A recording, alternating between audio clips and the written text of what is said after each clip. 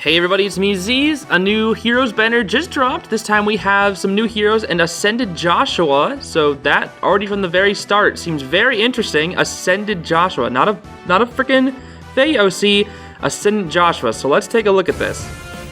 I wonder if that means like we're gonna have potential for other units. I already saw Joshua kind of on the thumbnail, just a little bit. He looks super sick. Joshua, I actually really love him.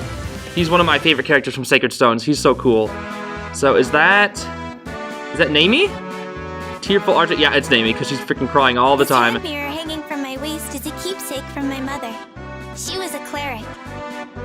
Okay, that's nice. I haven't seen all her supports, but I think I've seen her one with Colm, and I know she gets along with Colm. Speed and Red's 4 bomb. That's new. Rapid Crier Bow. What the frick? She's always. Carefully and... Okay, I was wondering if she was like literally just gonna start sobbing. Is that Colm? We get Colm, right? That's not Colm. Who is that again? Hold on.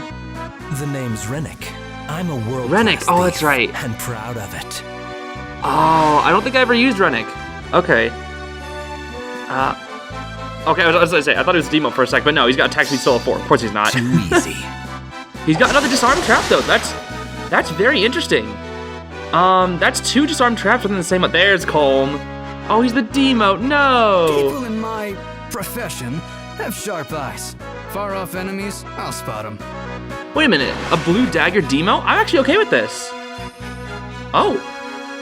Oh, sorry. Okay, I thought it was. I just got pivot movement. I thought he had 3 skills as a Demo. That's interesting. Okay, I didn't look at his weapon. Hopefully that's at least good. A blue dagger, and then here we go. Ascendant Hero Joshua. I wonder, maybe Ascendant Heroes are gonna be like non-pro tag. We got like legendaries are like for the pro tags, but maybe like Ascendants are for regular. Look at it, he looks so sick. Oh my gosh. I grew tired of the formality of palace life. So Yeah, he is a prince. Yeah, for those who don't know, Joshua is definitely a prince, and he wants to rebuild his land. Oh my gosh. Green feud. Oh, interesting. We just had a colorless feud, so now we have... Yo, look at him. He looks so clean. Oh my gosh. Ascendant Joshua. Does that like open the door for many other... Cause like you... Okay, here's the thing.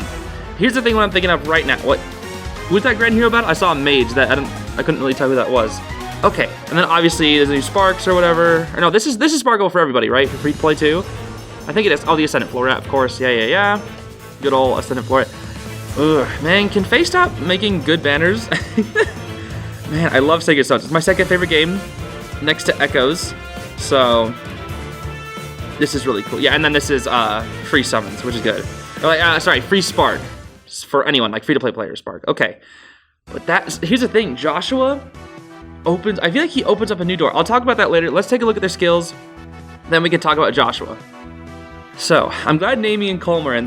We have like not a lot of early game Sacred Stones units, surprisingly in this game. Like, I thought we were gonna get Molder the Boulder. I was like, half expecting, I was like, where's my Molder at? Where's my Molder at? Or like Garcia. It's like Ross has been in the game since like, what, year 1 or 2? And like Garcia still isn't here. Like, come on, dude. I don't really care that much about Garcia, but please, let him be with his son. Okay, so Rapid Crier Bow, she's always sobbing. Speed +3, so at the start of combat, grants attack and speed +6 to ally with the highest... What? Oh. It's not yourself, it's to an ally. Interesting. Excludes unit. If unit was within 3 space of an ally, grants +5 to all stats during combat, and grants bonus to units attack during combat equals total attack and speed bonuses on an ally with the highest. Okay, so 12, basically? So you'll have 12 bonus attack? That's actually pretty good. So she buffs one of your other allies that have a crazy amount of attack and speed, which is really good.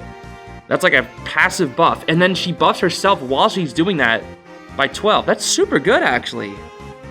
That's really good. Instead of just giving it to yourself, she gives it basically to someone else and herself. But except instead of the attack and speed, it gives it to her. Oh my gosh, that's scary. So that means when she initializes, she'll have, if she has the bonus, that's 12 plus 5, that's 17 attack. That's pretty good. And then she has Moonbow, obviously. Get that defense out of there. Speed res 4, or bond 4.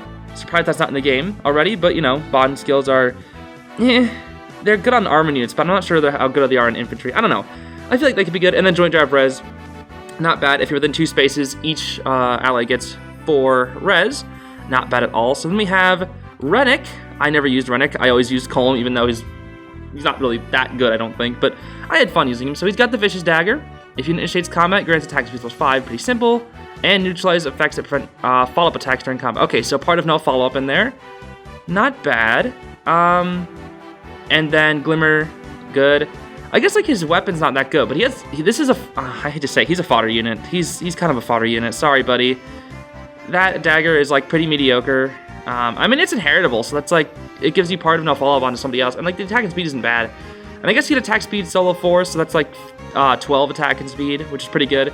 But I think a lot of people are gonna freaking fodder you for Disarm Trap because, like I said at the New Year banner, I think it was, doesn't Fafnir have Disarm Trap? I think it was Fafnir, I could be wrong.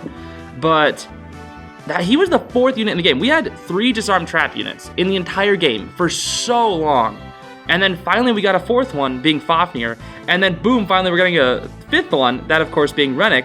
And that's really good because Ether Race is starting to just more and more become like, you gotta start taking risks on some traps. I mean, sure, your top players can avoid them, but like, for me, who is not a top player and completely free to play, it's kind of difficult when you don't want to fodder all your characters to like, when you can't take risks and step on traps. So having Disarm Trap is super useful. Then we got old Colm. He's got the Quick Dagger Plus. So at the start of turn 1, grants special cooldown -2 to unit. Okay. And then obviously Dagger Sound, but that doesn't really matter. Those dagger effects are very rarely useful in my opinion. Maybe on like Fallen Needle Guard or something. I don't know. I like just reducing someone's defense, but that's about it. I guess that's like, okay, here's the thing. Both him and Rennac's daggers, I think they're going to be good as inheritable, but like, who are you going to inherit a blue dagger to who doesn't already have like a better one? I mean, the special, oh wait, hold on. I just realized, if you put lethality on him, that's special cooldown -2 to lethality. Because lethality on its own is honestly just broken. If you just like spam lethality, you could honestly do special spiral and times pulse. And like just keep spamming lethalities. I mean, granted, this also only works on turn 1, but still, that's like an immediate lethality you could have right from the very start. Special Spiral and Times Pulse will just basically make that nothing. Or you could even have like Quicken Pulse, I don't know. All that stuff combined, you could just spam lethalities left and right. So maybe there's a strategy there with Quick Dagger. Otherwise, Pivot, you know, decent repositional skill. Moonbow, you know, the standard, get rid of your defense. Attack and Speed 2, pretty straightforward. And then Attack, Res, Link 3.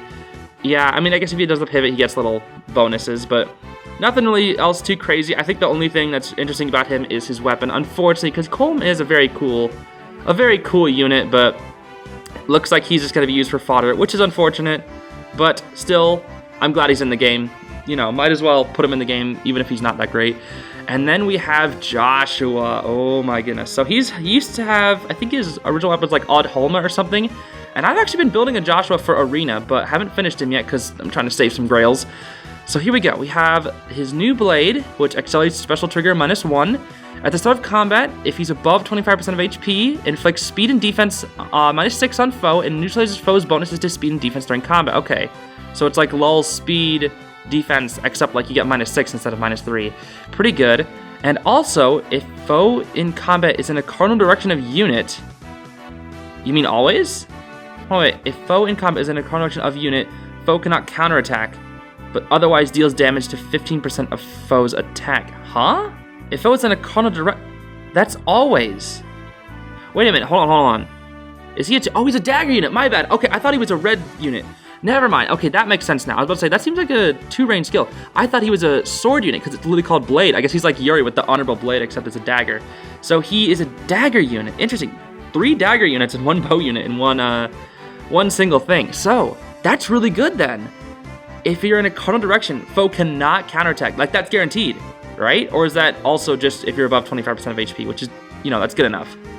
Yeah, no, it's an and also. That's above 25%. But otherwise, unit deals damage to 15% of foe's attack, which is pretty good. You know, get little bonuses on there. Then he's got Glimmer, you know, boost your damage. Honestly, you could easily swap that with Lethality. Life and Death 4 for more freaking attack and speed. No follow-up, you gotta love it. You know, make sure you get those follow-up attacks. And then Green Feud, pretty much -4 on all stats of your foe. Disable their skills, and if they're green, or whatever, you know. You see it. You can read it. I know how it works, but I just don't feel like explaining it. I know it's basically what I'm supposed to do, but like, it's whatever. You know, it's like, it basically is the same thing. You're reading it twice, except it's like swap whenever you're not fighting a green ally versus when you are fighting. You know, green ally support skills are disabled if you're fighting a regular ally. You're fighting a green ally, they're disabled on the green ally, but not the other ones. That's what it basically is. There we go. I just explained it like I said I wouldn't. Okay, so we get a new story chapter. That's gonna be cool.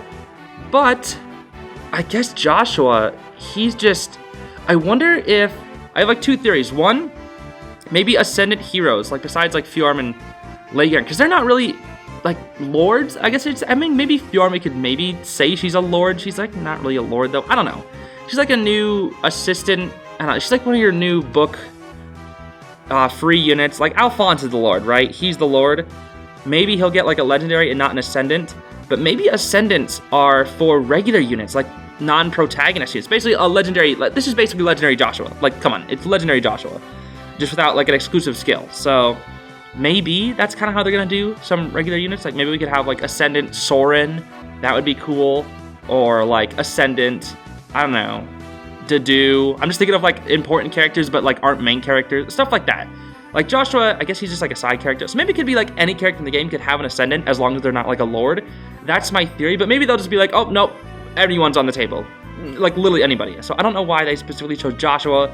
I'm honestly for it because I love Joshua and he seems pretty strong, but that also means potentially one day we get Ascendant Lute, perhaps? Can we get Brave Lute? Ascendant Lute? More seasonal loots? Honestly, like, I'll take it. Ah, man, this is exciting. I wonder what this means. This is like I'm very curious. Okay, I think I'm gonna leave it there. Let me know what you think about Ascendant Joshua, or potentially just the fact that Joshua even got an Ascendant. I don't know. I want to hear everyone's thoughts. Definitely let me know what you think down in those good old comments. So I guess if you're gonna summon on this banner, good luck with that. I think I might just use my tickets because I'm gonna try and save after I do my final pull for loot. I think I want to save for a little while because I feel like with the anniversary around the corner, you know, we're gonna get some good units. I don't know. I think I'm just gonna try and save for now. We'll see. But yeah, if you're gonna summon, definitely let me know how it goes, and I will see you all in a future reaction video. Thanks so much for watching, buddy. Have a great day. Bye-bye.